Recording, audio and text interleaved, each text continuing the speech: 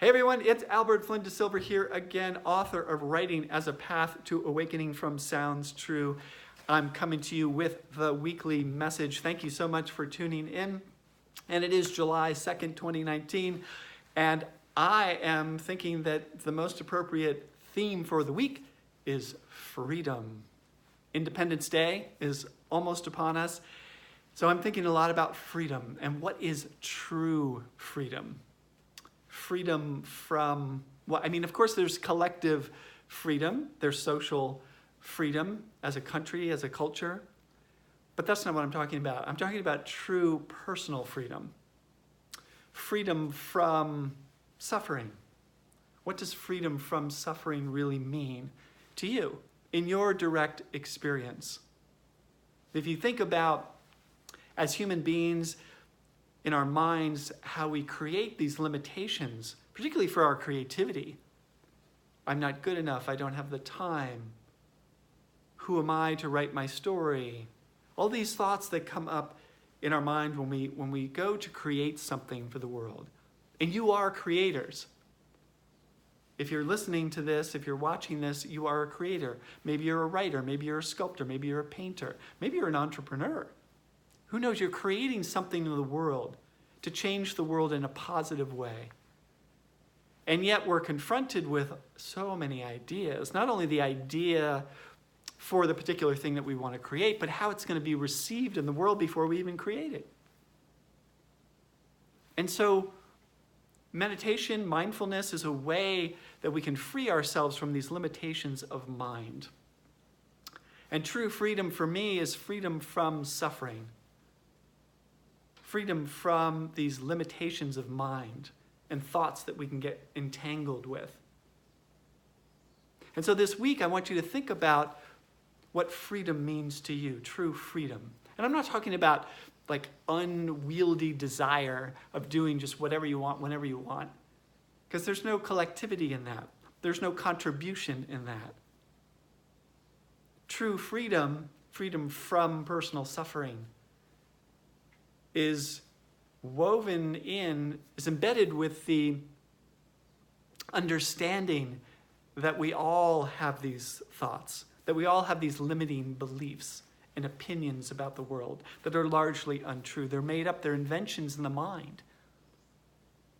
So what would it be like to have freedom from that? Just to create directly, with joy, with happiness, with excitement, with curiosity, with wonder. And it's not as if in meditation or in yoga or conscious movement that the thoughts just disappear forever and you're enlightened and everything's happy. Wouldn't that be nice? But that there's spaciousness inside. We can cultivate a freedom of mind, freedom of heart, in which there's spaciousness to allow those thoughts to be and to not grasp onto them. But we can allow them just to have their time. They're temporary, they're fleeting, they arise in the mind. They do their little dance, and then they disappear. And we can get back to work. We can get back to the great work of writing, the great work of painting, the great work of storytelling, the great work of creating a conscious business, whatever that is for you. But true freedom lies in letting go. Letting go of those thoughts that we hold dear. Letting go of these limiting identities and these limiting stories that we have for ourselves. And letting them just go. True freedom. Bathing in true freedom. Freedom from suffering. That is largely self-created. We think that a lot of it comes from the outside. But we need to ask ourselves, is that true? There's a whole process and a practice of inquiry in spiritual traditions that you may have heard about, in which we sit with these questions. Is it true? Anytime we come upon a question that causes suffering, that causes limitation, I don't have time to write, for an example. Is it true? And to sit with that question. Is that really true? In every situation, I never have time to write? Or my spouse is such and such. Or she abandoned me. Or my parents are mean people who did XYZ to me. What's it like to sit with those questions, as painful as they may be, to revisit? Can we sit with self-compassion? Can we sit with honesty and truth in these questions? This is the path of true freedom. And again, find out for yourself if this is true. And it's one thing to watch a video and to consider these ideas. And it's another thing to take it to the next level and to really practice it with courage. And the best way to do that, of course, is in community with professional teachers. You can't just read it in a book, although a book can be inspirational. A book can be a great guide.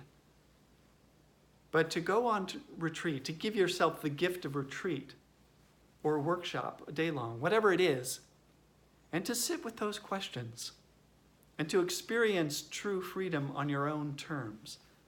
Freedom from suffering. Freedom to open your heart to a compassionate, loving way of being in the world. Because I think all these thoughts, these ideas, these limiting beliefs, they tend to get in the way. They block out the heart. They block out the connectivity. They block the creativity.